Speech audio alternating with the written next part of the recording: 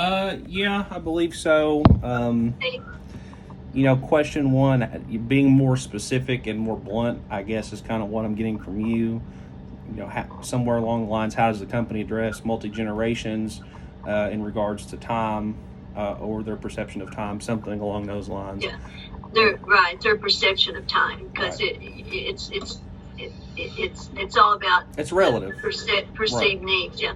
So I would just like to change your word from blunt to being specific. Okay. There's a difference in being blunt and being specific.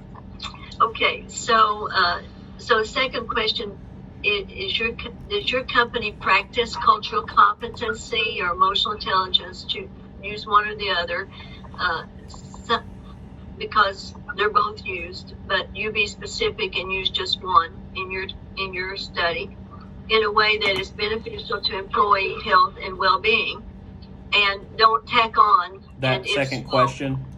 Yeah, just ask it as a question. Okay. Okay. I don't really see the relevance of finance. I would encourage you to not try to see if they make, which one is more profitable. This is not really about profit. This is about helping workers be their best. It's about getting. But isn't from if the your company workers are the side. best, then ultimately your company should be more productive and in theory should be more profitable? I think you're right, but it goes beyond this report, because you're wanting what you learn to be relevant to college students. And this is way beyond where most college students are needing to prepare for. Right. Okay. Okay? Yeah. So, would you have a recommendation on a substitute factor? Well, let's see what else you got down here, and then I might have. Okay.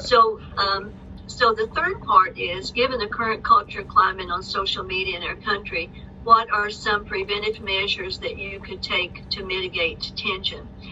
Okay, well that's really a big focus, and I think you departed from the focus of your purpose. The purpose is, back up here, is that you want to know how the company handles cultural competency. This really is more about social unrest, and it does involve cultural climate and cultural competency. But, the executive's not responsible for answering that. This is more a societal issue. Right. What the executive is concerned about is what's the health of his company or her company internally. So I know from the reading that I guess a lot of larger corporations use like internal social media platforms to communicate with their employees. Mm-hmm. Would that be a good substitute question? Does your company use any internal social media platforms to engage with your employees? Yeah, and I tell you, I give you a specific. Lowe's, for example, they monitor I know for a fact, 4 or 5 years ago, I'm sure that hasn't changed. Lowe's actually monitors the emails of their employees, and they have search engines to catch racial slurs or disparaging comments or words that they don't think their employees should use. So that's right in their internal communication. So that could be one thing that you ask is, how do they monitor? And I'll give you another example. Hampton University, it's a historically black college and university in Virginia. They fired 9 police officers about a year ago, way before anything of the issue about the police, because of their emails. And it was disparaging, lots of joking, lots of derogatory comments toward women, and they fired them right on the spot. And that was from they're monitoring their personal social media or monitoring the internal. No, I don't think you can say personal social media. You mentioned the corporate. Yeah, internal social media platforms. Yeah. And I don't know that you call that social media. I think that might be an internal communication platform. Many companies have their own internal network that they don't make public. So these, I think, for Hampton University, you can search it, but I think it was just mainly their emails back and forth. But somebody reported it, and then once it's reported, then all the emails get evaluated. They may not track it normally, like the company that I mentioned. So there are lots of things that you can ask, and that's why I say that, there are lots of things really when you think about it. What would you want to know that students might need to know? Students might need to know if they go into a company that puts a high priority on cultural competency, that they might ought to watch what they put in writing, what they say.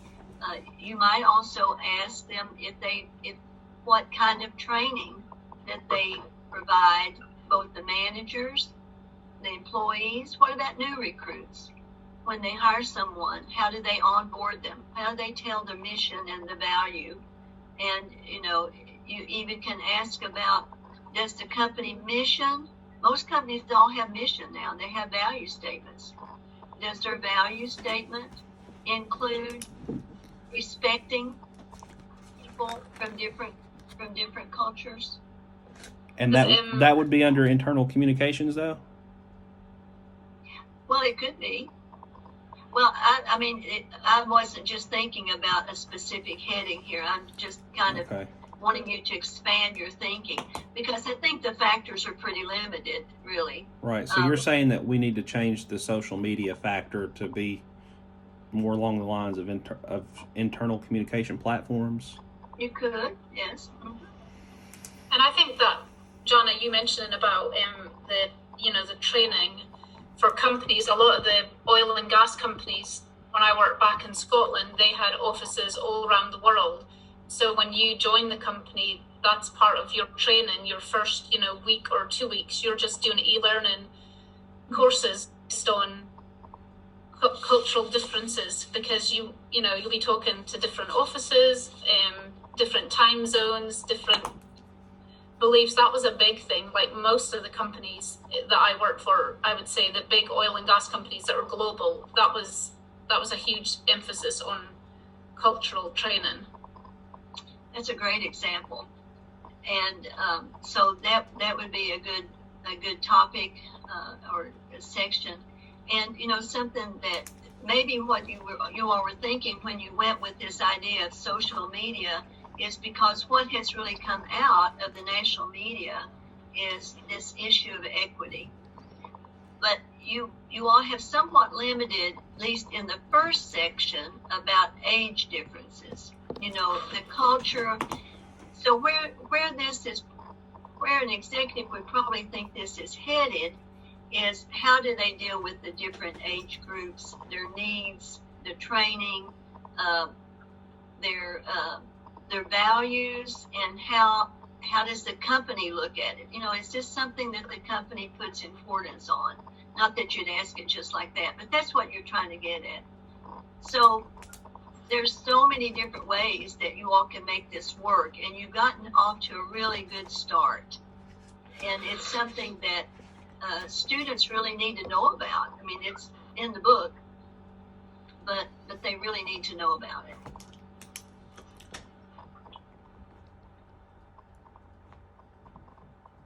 Could we break the factors down, since we do need to replace the finance factor anyway, and at least adjust the social media factor? What is your opinion about us breaking the factors into different areas of competency of different cultural settings, such as gender or age, generation, different aspects of cultures? Not just, I think most people think of culture as nationality. In my mind, I should say.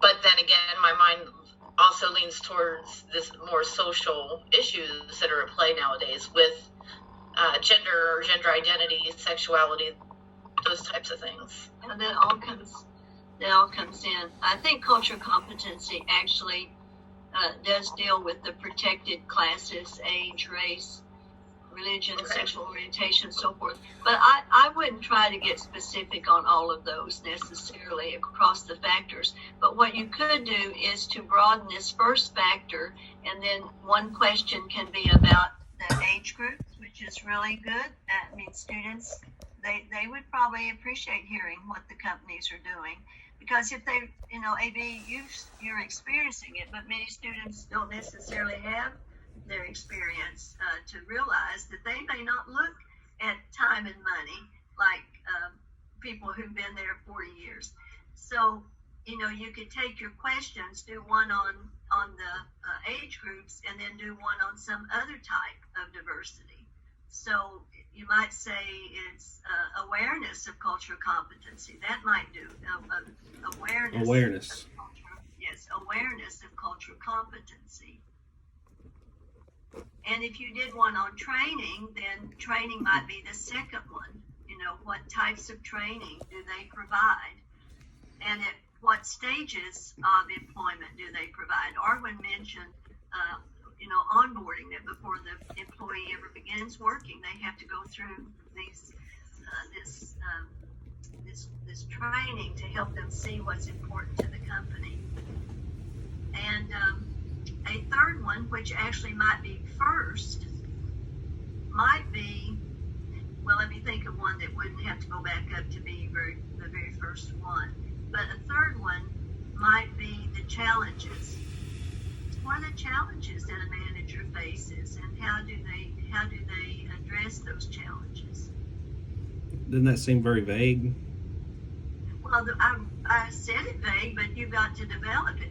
I didn't word it out just how you need to word it. Right. But So, what challenges? I'll let you finish that. This is part of your assignment. So how would you word it? well, I don't even know if I like that. So, for our first factor, awareness of cultural competence, because I feel like what you just said, it kind of overlaps with that. But awareness of cultural competence, talking about the age generations, and does your company as a whole practice it? And then for the third one, we're talking about changing social media to internal communication platforms, and then asking what does our company do for internal social media, and is it monitored?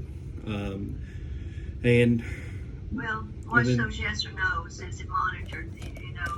You just can't get down really specific unless you say how if any, in what ways if any, rather than this how you do it without saying yes or no.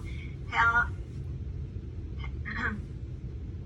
do you monitor, if at all, your employees' involvement in internal communication, something like that. Right. But I want you to go back, AB, because when I ask about the challenges, this is exactly what you described to me, is that from a manager's perspective, do you think it might be just a little bit challenging to have all these age groups when they look at these important issues differently? How's a manager deal with that? So that's why I threw out challenges, but you don't have to use it. But I think it definitely fits with your topic. But I'm going to ask, how does the company deal with it? So would you break that down into like two separate questions? How does the company do? And then as an executive, what do you do?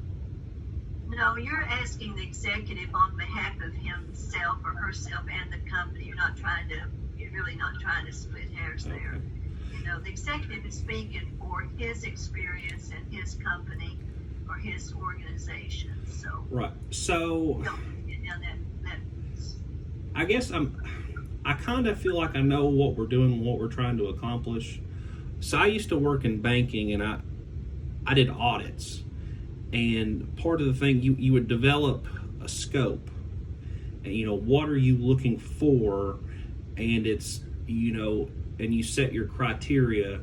And then basically, and through management interviews or, actual raw data that you would look at, whether it's policies and procedures or like financial statements, you're either trying to prove something or disprove something, or you're going to come to the conclusion and, hey, this is the report and this is what I found.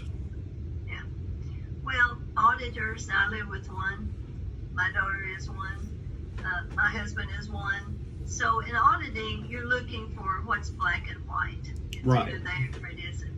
This is in communication. You're looking for the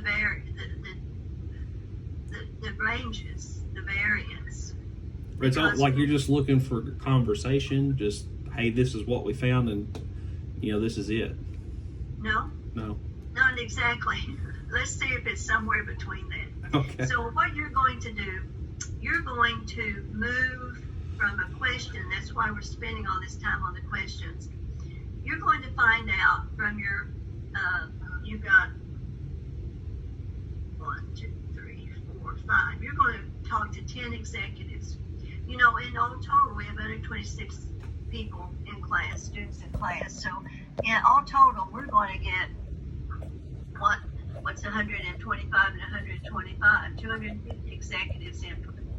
So we want this to be important for the students in the class. So you're going to ask them how they address the needs of these various groups, how they're going to address the needs with regard to time. And you're going to find out that they're going to say something like, and Arwen, she gave you an answer, and let's say you're going to have 10 executives to give you those answers. You're going to get a range of answers, and you're going to combine those answers, and from those answers, you're going to be able to identify some conclusions. And the conclusion, and that's why you want to ask something that you can actually conclude. And from the conclusion, then you're going to recommend to college students, who want to be successful on the job, you want to be able to recommend to them that they, at minimum, that they understand going into the job that different age groups value time differently, or they value time, they value money differently.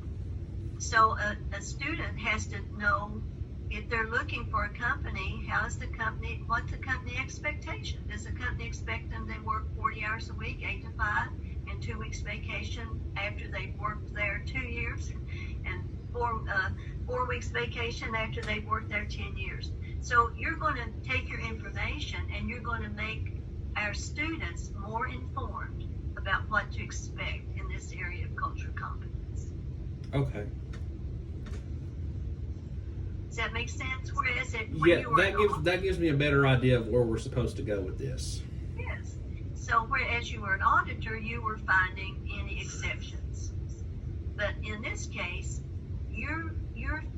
it's not just conversation. You're actually looking for data, but you're not looking for entries, and you're not looking for compliance and all that. Right. You're just looking for practice, ideas and perceptions, just what your problem statement says. Perceptions and practices. How do they perceive it, and what are the practices that they use? Okay. It will come together. But the better the questions are, then the higher quality your information. And I will tell you, really, when you look at cultural competency in the literature, you're going to find some other words that you've not used. You're going to find words about equity. How do companies, how do these executives, how do they ensure that they are treating employees with different values, different backgrounds, different ethnic groups, very different culture groups? How are they treating them equitably? Now that gets deeper, so I'm not saying you have to go there. I just want you to, we just acknowledge that this topic gets really deep. We can't, but I think you've got the right idea from the changes that we made. I really think if you take those and work on them, you'll come up with really good questions. Right. So, and going through this, and me and Mary, we correspond a lot. I think awareness of cultural competence, and maybe just tweaking those questions slightly, and simplifying them, I think will be good there. And then changing social media to internal communication platforms, asking what they do, and then saying take out finance. And I think looking at it from like a training aspect, because I know like at my job, like, there is an onboarding process, and like, you'll do e-learning, and it's, like interactive, like multimedia, it'll be about, sexual harassment in the workplace, can't say that my particular job, but there's a whole lot of trainings that specifically address cultural competency. But I mean, there's the bare minimum of, sexual harassment and, the things that you have to be legally compliant, I guess. Right. So that's one of the things that you're learning about the training would be some jobs don't have very much training. Some jobs, employees feel like that's all they're doing is going from one kind of training to another kind of training. So, you're not going to get critical mass. You can't say most companies do this because you're only interviewing 10 executives, but I doubt you'd want me to ask you to interview any more than that, right?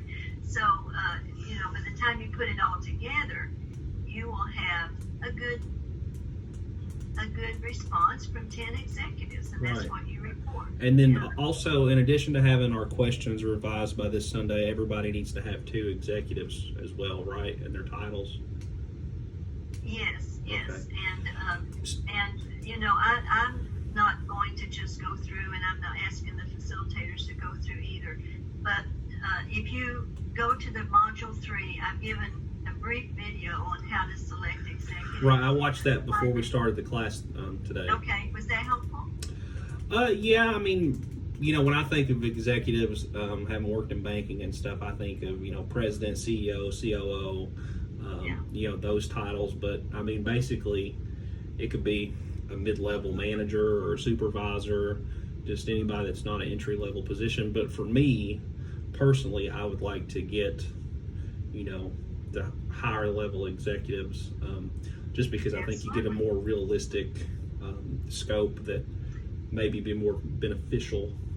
Exactly. But the one thing is, can you have 2? I have to cut in real quick. I think Mariah's in the waiting room now. Okay, she hasn't popped up yet, but Okay. She said she's waiting, but I don't know. okay. How do I find her, Arwen? Do you know? I mean, it's not showing. If you click on at the bottom the little people symbol where it says participants. It must be at the top now because I need to stop sharing. If I stop sharing, then probably I can get there. Because usually it'll show you the people that are in the room, and then above that it'll say like waiting to be admitted. Sometimes there's like a little pop-up, but it's so teeny and then it like disappears. So if you don't have it sometimes, I'm right here at it now that I've stopped sharing. Just tell her she isn't showing. Just be patient. She isn't showing up yet, but I think there's a delay because these folks were waiting 5 minutes, they said, and I've been watching it, and I think there's just a delay. So I'm still watching. I'll get her. Back to the executives, you'll remember on that video, I said go as high as you can. Yeah. But if I require everybody, it's not going to be everybody's capability to go see the president of the company, Right. But I have encouraged everybody on the videos on our Zooms. You have nothing to lose here. I'm still watching for her. Right. She is not popped up So, yet. You have nothing to lose by going to your CEO. And Right. because if the CEO can't do it, he may say, well, talk to this vice president. So, yeah. Okay. Any questions about the executives? Anything else that I can answer tonight that you have been wanting to ask me?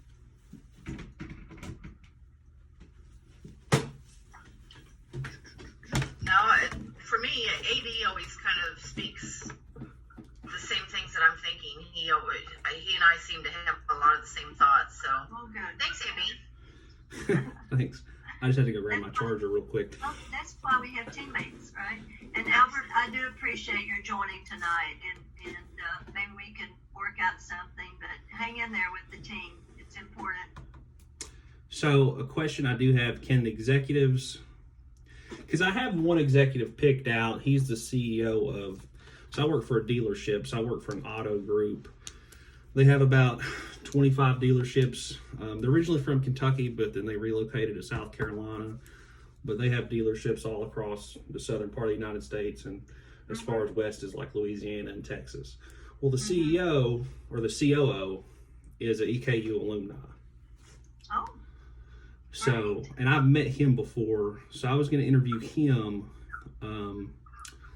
But I live in Lexington, so, and I work all the time, so I really don't know. I mean, can I interview more than one person from the same company? Or yeah, yes. I mean, they'll tell you different things or different divisions.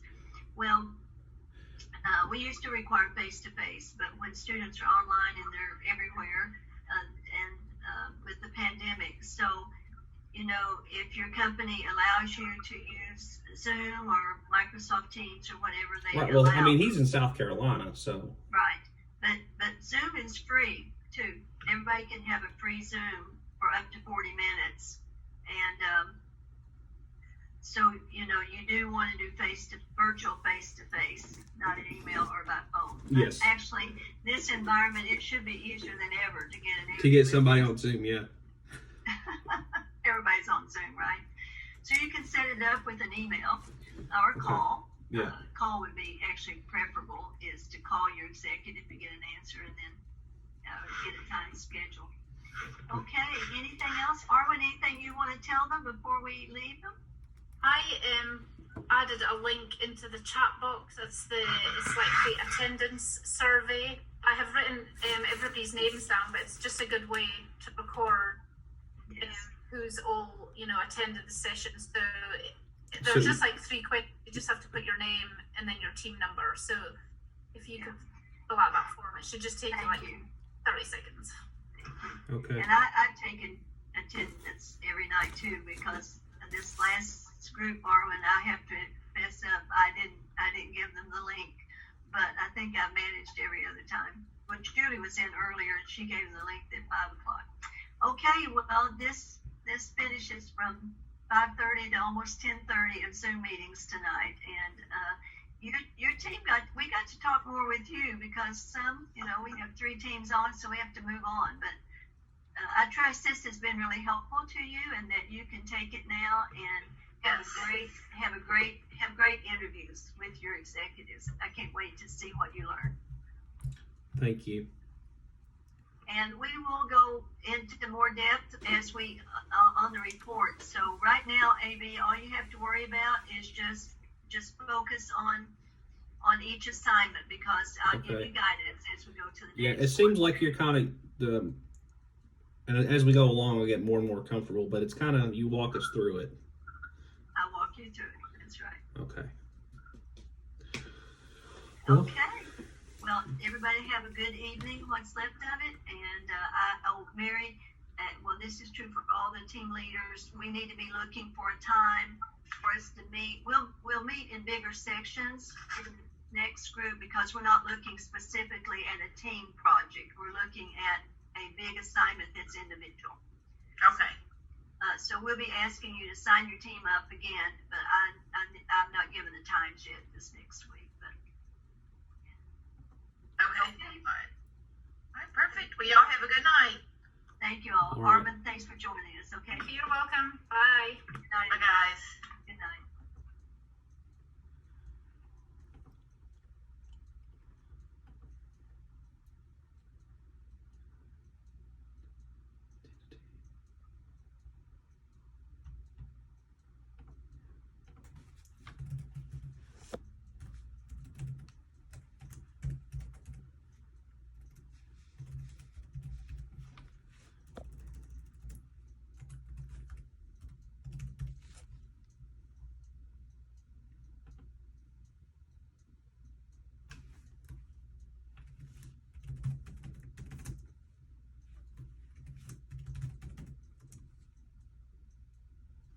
I think I kind of like working in here. I got a fucking office.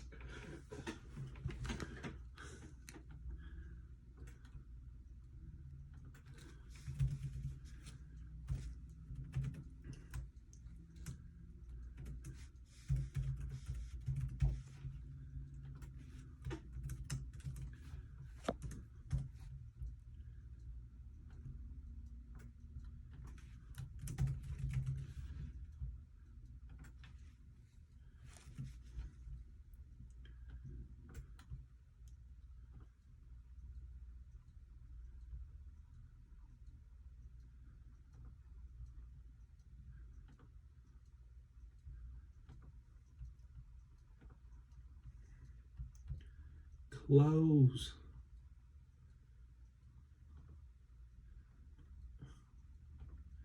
Just delete.